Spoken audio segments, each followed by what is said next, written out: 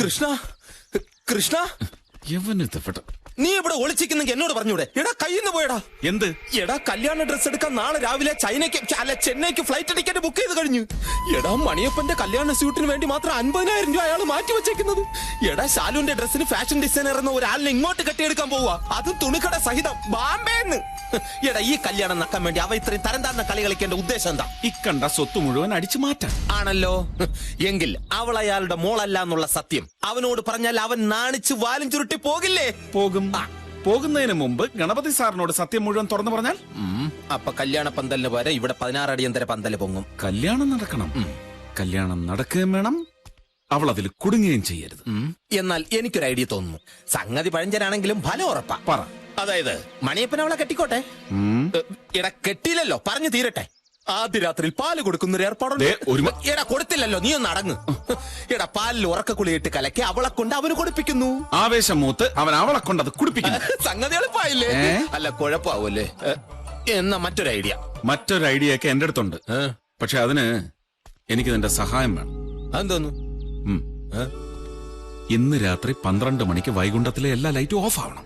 Easy അല്ലേ? Fees ഊരിയ പോരെ. പക്ഷെ കുഴപ്പമാണ്, ഫീസ് മെയിൻ സ്വിച്ച് വീടിനകത്താണ്. മുൻവശത്തെ വാതിലിന്റെ ഡ്യൂപ്ലിക്കേറ്റ് താക്കോൽ. അപ്പൊ ഇവിടെ മനുഷ്യര് മാത്രമല്ല ഡ്യൂപ്ലിക്കേറ്റ്, എല്ലാം ഡ്യൂപ്ലിക്കേറ്റ് തന്നെയാണ്. ആട്ടെ, ഇരുട്ടത്ത് എന്താ ഏർപ്പാട്? ഒക്കെ കഴിഞ്ഞിട്ട് മനസ്സിലാക്കിയാ മതി.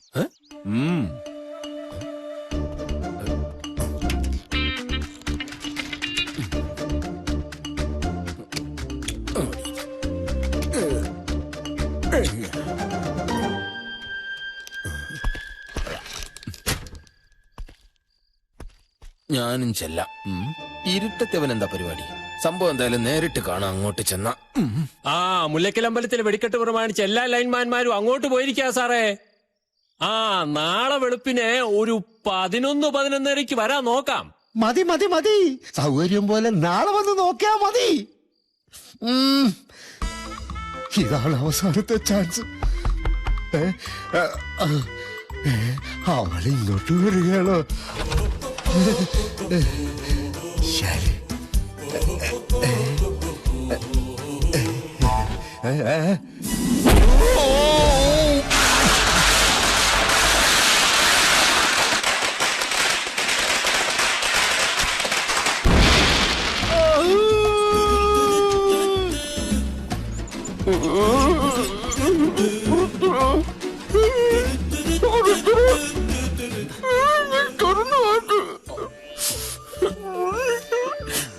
എന്നെ നീ ഇഞ്ചപ്പരുവാക്കല്ലട.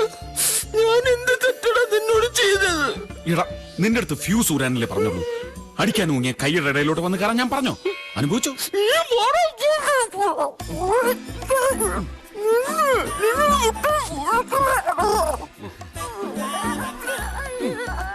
എന്താ സാറേ, എന്ത് വേണമെന്നാ ചോദിച്ചത്? പൊറോട്ട ഇറച്ചിയും വേണോന്ന്. നമ്മൾ ഇതിലേ കൊടുക്കും. പാവം. അതെ, അസുഖമെല്ലാം മാറിയിട്ട് വാങ്ങി തരൂട്ടാ. 6 മാസം മുമ്പ് 2 PC-മാരെ വെട്ടിയ കേസില്ലേ, എന്താ കൊണ്ടിയുടെ പേര്? വാളയാർ മണിയപ്പൻ. മണിയപ്പൻ. അവൻ ഇപ്പോഴും പോലീസിന്റെ കണ്ണുവെട്ടിച്ച് നടക്കാണ്. അന്നാ PC-മാരെ ഇതേ ഹോസ്പിറ്റലിൽ ഇതേ റൂമിൽ ഇതുപോലെ ഹിലാരി ചന്ദ്രനിൽ പോയ വേഷത്തിൽ. നമസ്കാരം സാർ. ഇതിലേതാ പറയാ? ഇത് തന്നെയാണ് സാർ, ഇത് തന്നെ. ഈ ശബ്ദം ഞാൻ ഓർക്കുന്നു. പണ്ട് വാളയാർ മണിയപ്പന്റെ അടിവയറ്റിൽ ഞാൻ മുട്ടുകാലി കയറ്റിയപ്പോൾ. കരയണ്ട, നിങ്ങളെ മണിയപ്പന്റെ കാര്യം പറഞ്ഞു. അപ്പൊ ഇതോ വരന്റെ കൂട്ടുകാരനാണ് സാർ. ഇവന്റെ ശബ്ദം എങ്ങനാ? ഇതിനേക്കാൾ കുറച്ച് മുറിഞ്ഞു പോകും. എങ്കിൽ കൂട്ടുകാരന്റെ മൊഴി ആദ്യം എടുക്കാം. അയ്യോ സാർ, രണ്ടുപേരും വളരെ അവശ നിലയിലാണ്. ഈ ഒരു അവസ്ഥയിൽ ഒരു മൊഴിയെടുപ്പ് വേണോ? എടാ, ഡെഡ് ബോഡിയുടെ മൊഴിയെടുക്കുന്നവനാണ് പുതുവാള്. വെറുതെ. നീ പോയാ രോഗിയുടെ മലോടുക്കട പോടാ. ഇവളൊരു മലേഷ്യക്കാരൻ.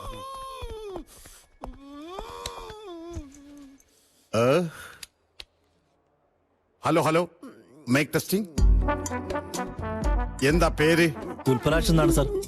നിന്നോട് ചോദിച്ചില്ല. ആക്രമണം നടക്കുമ്പോൾ എത്ര മണിയായിട്ടുണ്ടാവും?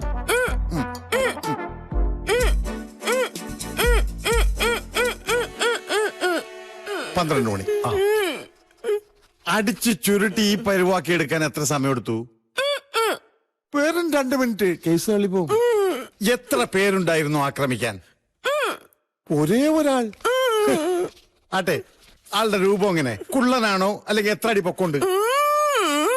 6 അടി കാണും. ഒരു 2 ഇഞ്ചും കൂടി ചേർത്തു. ആളെ കണ്ടാൽ തിരിച്ചറിയോ? സെന്റിമെന്റ്സാ. വളരെ അടുപ്പമുള്ള ആളാ. നമുക്കൊന്നും ചെയ്യാനും പറ്റില്ല. PC, ഇൻവെസ്റ്റിഗേഷൻ നടക്കുമ്പോ ഇവിടെ കഴിക്കാൻ ഫ്രൂട്ട്സ് ഒന്നും വാങ്ങിയിരിപ്പില്ലേ?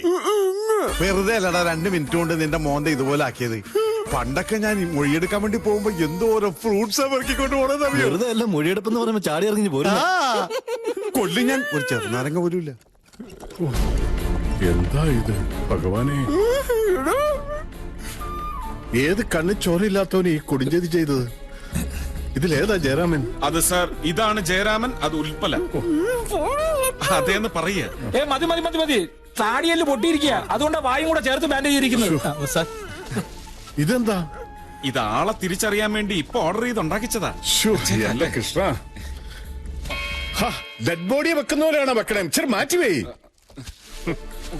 ഇത് കല്യാണം മുടക്കാൻ വേണ്ടി ആരോ കരുതിക്കുട്ടി ചെയ്തതാണ്. കൃഷ്ണ, തോറ്റു കൊടുക്കുന്ന പ്രശ്നമില്ല. നിശ്ചയിച്ച മുഹൂർത്തത്തിൽ തന്നെ കല്യാണം നടത്തണം. സ്വന്തമായി കൈയും കാലും പോലും അനക്കാൻ വയ്യാത്ത ഈ അവസ്ഥയില് എന്ത് ചെയ്യണമെന്നാ സാറി പറയണേ?